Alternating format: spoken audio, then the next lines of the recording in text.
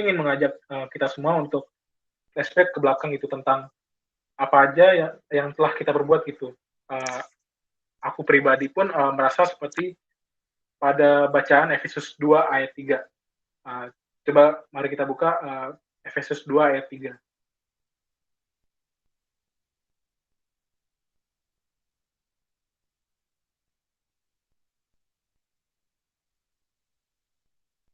Udah ketemu semuanya? Aku sudah. Sudah. Oke. Sudah. Aku bacakan dulu ya. Jadi Efesus 2 ayat 3, sebenarnya dahulu kami semua juga terhitung di antara mereka, ketika kami hidup di dalam hawa nafsu daging dan menuruti kehendak daging dan pikiran kami yang jahat. Pada dasarnya kami adalah orang-orang yang harus dimurkai, sama seperti mereka yang lain. Oke, berangkat dari ayat tersebut, aku kembali diingatkan gitu, mungkin juga mengingatkan teman-teman juga gitu, bahwa nature kita, sifat alami kita adalah manusia yang suka memberontak. Memang kita percaya gitu pada Kristus. Ketika kita percaya pada Kristus, dosa kita akan dibereskan gitu, dosa kita akan diampuni, kita akan diampuni. Tapi perlu diingat juga bahwa kita harus menyadari nature kita cenderung tidak taat. Dalam doa Bapa kami, kita diajak menyadari nature kita yang berdosa dan cenderung pada ketidaktaatan. Tapi tidak sampai di situ gitu. Tuhan menunjukkan kepada kita melalui permohonan ketiga tersebut bahwa ada permohonan yang kita dapat sampaikan kepada Tuhan agar Tuhan tidak menyerah gitu kepada kita untuk membentuk kita sebagai pribadi yang taat gitu, sebagai pribadi yang berhak untuk memohon anugerah Allah untuk mengetahui kehendak-Nya. Apa yang mau kita andalkan gitu dari diri kita sendiri gitu, yang memiliki nature yang tidak taat selain meminta kepada Tuhan. Di sorga, para malaikat sangat merengkuh atau menghargai dan tunduk gitu pada kehendak Allah. Ketika Allah berkata A, maka para malaikat akan bertindak A gitu. Tapi di bumi belum terjadi seperti itu. Manusia sebagai makhluk yang dikatakan bebas gitu, cenderung untuk melakukan segala hal hanya sesuai dengan kenikmatan yang ingin diperolehnya sendiri. Maka dari itu, kita perlu terus doa secara terus-menerus setiap hari, supaya kita sendiri dan orang-orang di sekitar kita mau mengetahui, tunduk, dan melakukan kehendak Bapa. Dan itu harus dimulai dari kesadaran akan nature kita sebagai orang yang berdosa. Aku ingin sedikit sharing gitu, dalam kehidupanku sehari-hari, aku sendiri merasa tidak mengandalkan Tuhan sepenuhnya. Ketika berada pada situasi sulit, maupun dalam pilihan-pilihan hidup yang sulit, aku berusaha mengetahui kehendak-Nya gitu, berusaha menyerahkan diriku sepenuhnya ke dalam tangan Tuhan melalui doa-doa dan bacaan-bacaan Alkitab. Aku yakin teman-teman juga pernah berada dalam situasi sulit, diperhadapkan dengan pilihan-pilihan. Dalam kegiatan mahasiswa seperti kita-kita ini, seperti kesibukan tugas dan presentasi, dan kegiatan-kegiatan lainnya yang membuat stres, itu bisa mendorong kita gitu, bisa mendorongku untuk berusaha memahami kehendak-Nya gitu, dan meminta pertolongannya, penyertaannya agar kita dapat melaluinya. Kita mungkin juga pernah dihadapkan dengan pilihan di mana kita akan kuliah, jurusan apa, yang mungkin nanti juga kita akan nantinya setelah lulus akan bekerja, akan mendapatkan pekerjaan seperti apa gitu kan. Yang mana sebenarnya kita juga belum sempat merangkai tujuan hidup di masa depan gitu.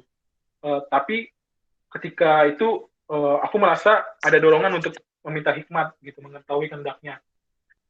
Namun ketika berada pada situasi yang sangat-sangat nyaman, aku bisa menunda-nunda gitu untuk berkomunikasi dengan Tuhan. Nature sebagai manusia yang berdosa itu muncul gitu. Aku cukup kesulitan konsisten untuk selalu meminta Tuhan tentang apa sih yang Tuhan kehendaki dari diriku gitu. Padahal aku tahu gitu, aku pernah dalam kondisi yang nyaman, aku tetap meminta pengetahuan mengenai kehendak Tuhan, hikmat darinya, sehingga aku bisa peka gitu terhadap sesama yang melalui kepekaan itu Tuhan mengajarkan hal-hal baru. Tapi ya begitu, bahkan walaupun aku bilang sebelumnya bahwa kesadaranku untuk meminta hikmat Tuhan muncul saat tertekan, aku juga pernah gitu mengandalkan diriku sendiri gitu, lupa bahwa ada Tuhan yang siap sedia gitu. Ya walaupun begitu, aku dan teman-teman kita semua yang hadir di sini, kita kembali diingatkan gitu, seburuk apapun kita sebagai manusia yang nature-nya memberontak, kita masih diberi kesempatan oleh Tuhan gitu. Karena bagaimanapun juga, Tuhan telah menebus kita, anak-anaknya. Oke, sekarang coba mari kita buka Roma 12 ayat 2.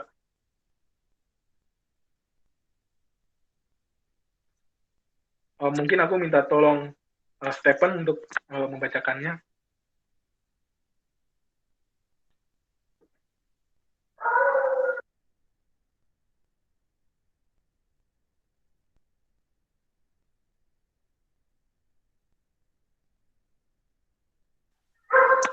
Halo, Pen.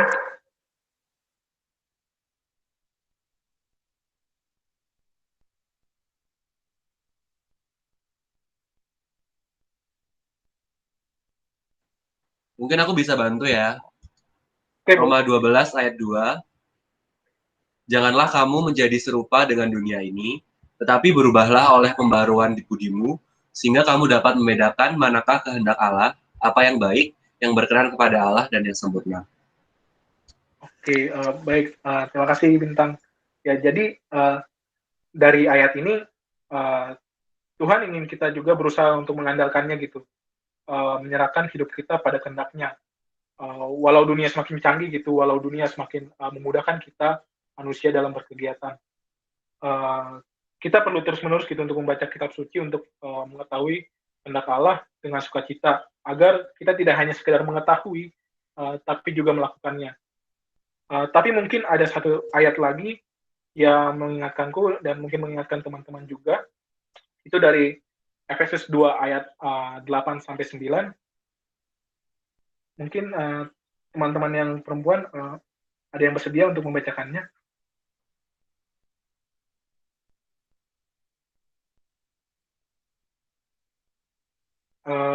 Boleh minta tolong GG?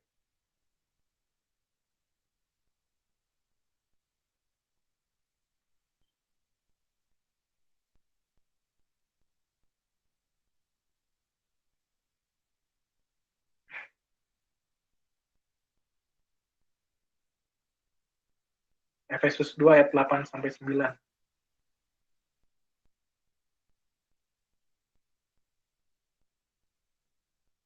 Atau mungkin ada teman-teman yang bersedia?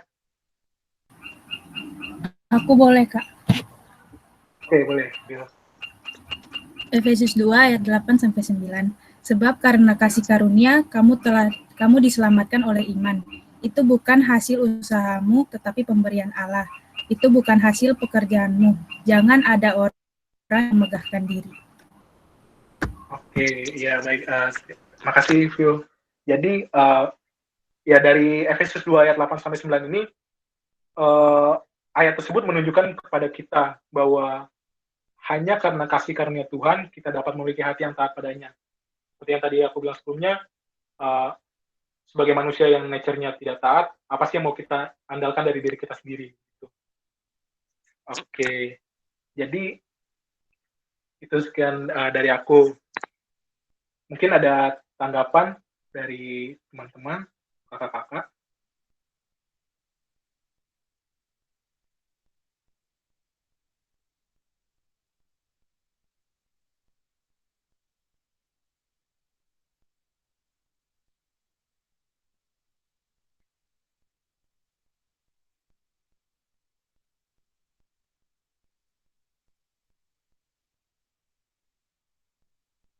Oke, Daniel. Mungkin dari, ya, oke Bang, dari teman-teman, sebelum kita masuk ke persekutuan doa, ya mungkin yang lain ada yang mau sharing dari bahasan kita kali ini.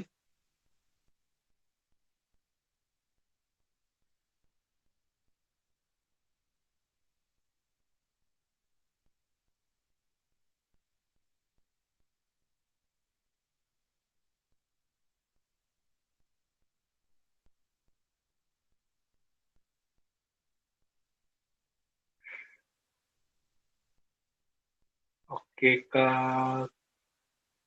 bagaimana? Apakah kita lanjut saja untuk perdonya, susulan doanya? Ya, silakan lanjut, Kaldi. Oke, ya, makasih Kak. Ya, oke, sekarang kita masuk perdo. Aku mau menjelaskan dulu pokok-pokok doa.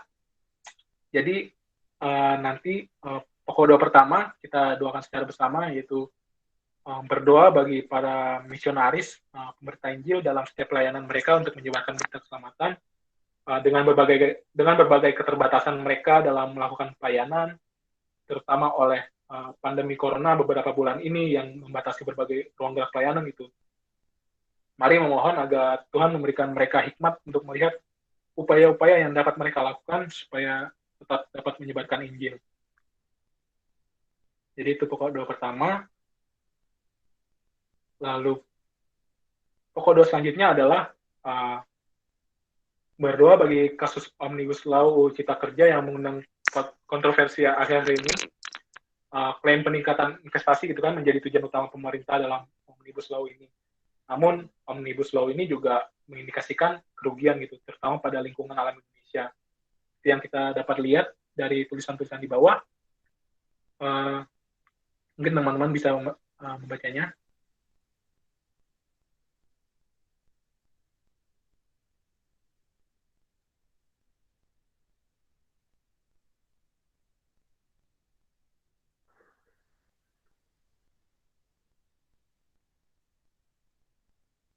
Ya, jadi pertama mari kita bersyukur dulu atas klaim positif pemerintah tersebut. Namun serta memohon pada Tuhan gitu, jika memang hanya sekedar kepentingan belaka, agak mohon pada Tuhan agar tembok-tembok serakahan kepentingan sekelompok orang itu dirobohkan itu, serta pihak-pihak terkait agar memiliki hikmat untuk menggagalkan kepentingan tersebut. Selanjutnya,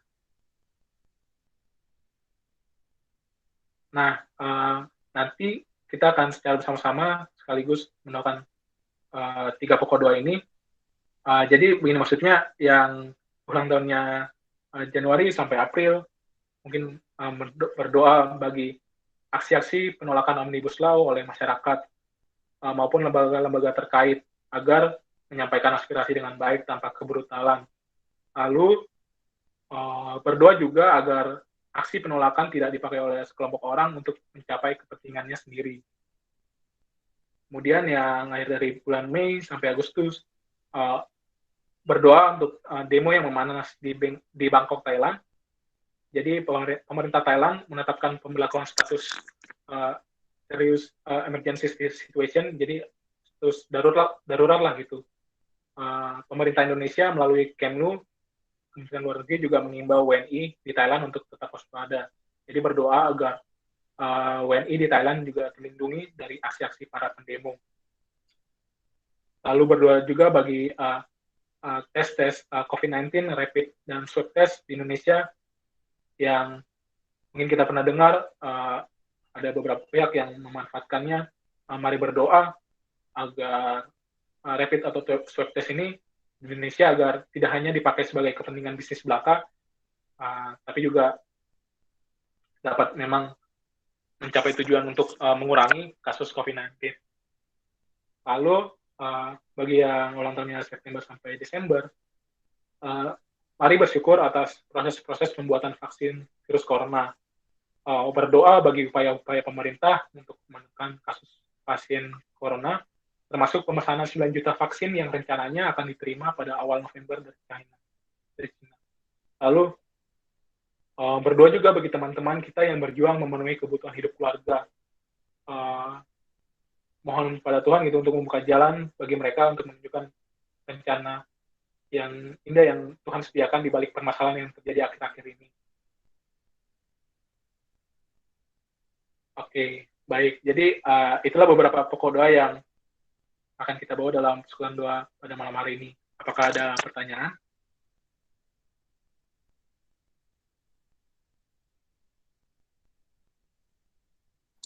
Jelas, Di. Oke, siap. Jadi kita mulai sekarang ya pokok doanya. Aku mulai dulu. Ya, mari kita bersatu dalam doa.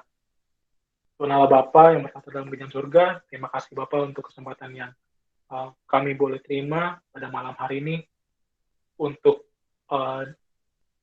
belajar lagi bagaimana kami harus terus menyadari bahwa kami adalah makhluk yang berdosa, makhluk yang kecil, yang tidak dapat mengandalkan diri kami sendiri gitu untuk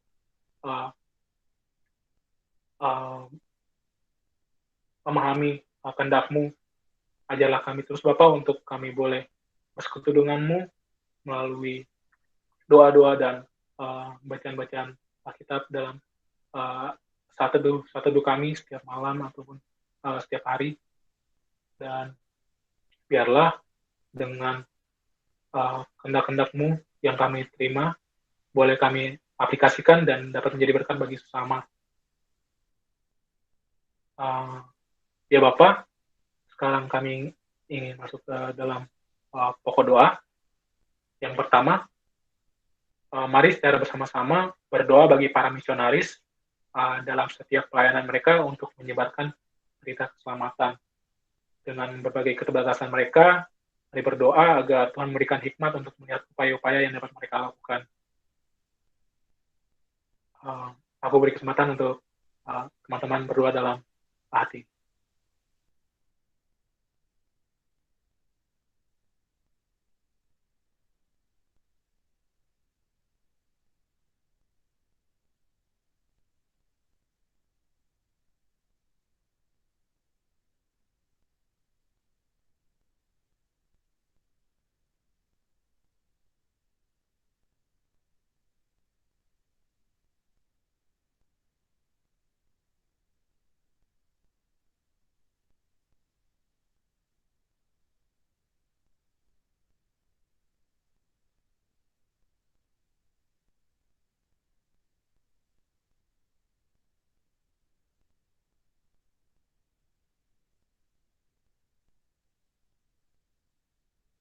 Ya, selanjutnya mari kita berdoa secara bersama-sama, berdoa bagi kasus Omnibus Law ini. Mari bersyukur terlebih dahulu untuk upaya-upaya pemerintah yang mereka anggap upaya yang positif untuk meningkatkan atau memajukan negara Indonesia. Namun mari kita juga berdoa untuk para pejabat atau sekelompok orang yang mungkin memanfaatkan undang-undang ini untuk kepentingan mereka sendiri, agar mereka sadar dan mereka juga dan para pihak-pihak terkait yang dapat menggagalkan kepentingan tersebut diberi hikmat untuk dapat menggagalkan kepentingan tersebut. Mari kita berdoa. Mati.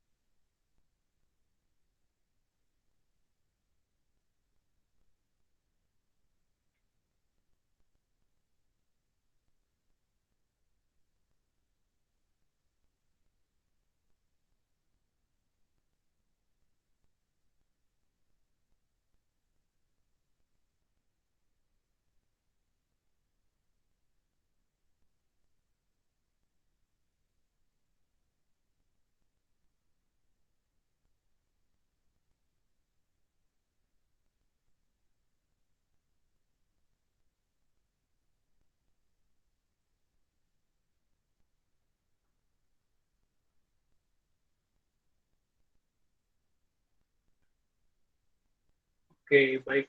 Selanjutnya untuk teman-teman yang lahir pada Januari sampai April, mari berdoa bagi aksi-aksi penolakan Omnibus Law. Berdoa juga agar aksi penolakan tersebut tidak dipakai oleh sekelompok orang untuk kepentingannya sendiri. Lalu untuk teman-teman yang lahir pada bulan Mei sampai Agustus, mari berdoa untuk demo yang panas di Bangkok. Mari berdoa agar WNI di sana aman dari aksi-aksi para pendemo. Mari berdoa juga untuk rapid atau swab test di Indonesia agar tidak hanya dipakai sebagai kepentingan belaka. Lalu untuk teman-teman yang lahir September sampai Desember, mari berdoa. Mari sebelumnya bersyukur atas proses-proses pembuatan vaksin virus corona. Berdoa juga agar bagi upaya-upaya pemerintah dalam menekan kasus pasien corona. Mari berdoa juga bagi teman-teman kita yang berjuang memenuhi kebutuhan hidup mereka di tengah-tengah keterhempitan situasi akhir-akhir ini. Mari kita berdoa.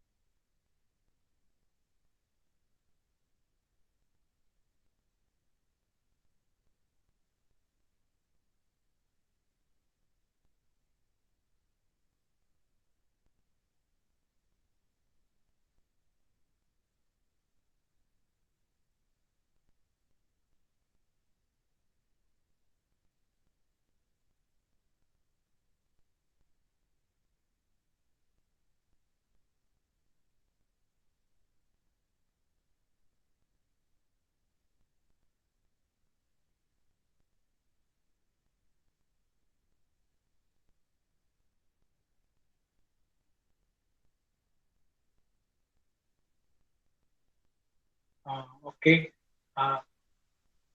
Selanjutnya aku persilakan teman-teman untuk berdoa secara pribadi, memohon apa yang ingin teman-teman sampaikan kepada Tuhan melalui doa.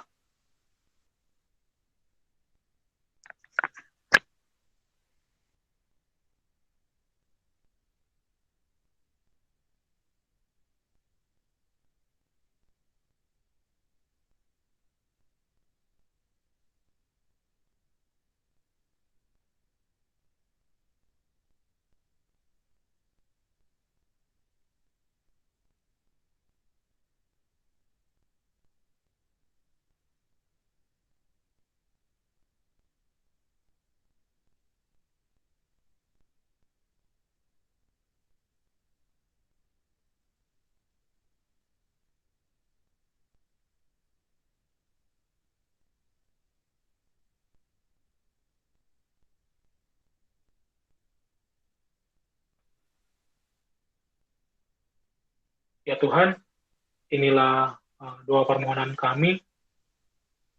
Masih banyak yang ingin kami mohon minta, tapi kami sangat yakin ya Tuhan, Engkau lebih tahu apa yang menjadi kebutuhan kami Tuhan, lebih dari kami sendiri. Biarlah Engkau terus mengajari kami Tuhan untuk boleh terus mengandalkan Engkau dalam kehidupan kami sehari-hari. Terima kasih Bapa, tolong ampuni segala dosa dan pelanggaran kami, agar kami terus menjadi anak-Mu.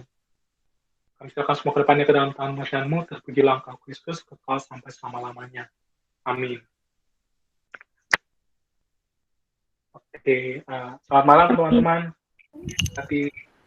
Oke, thank you.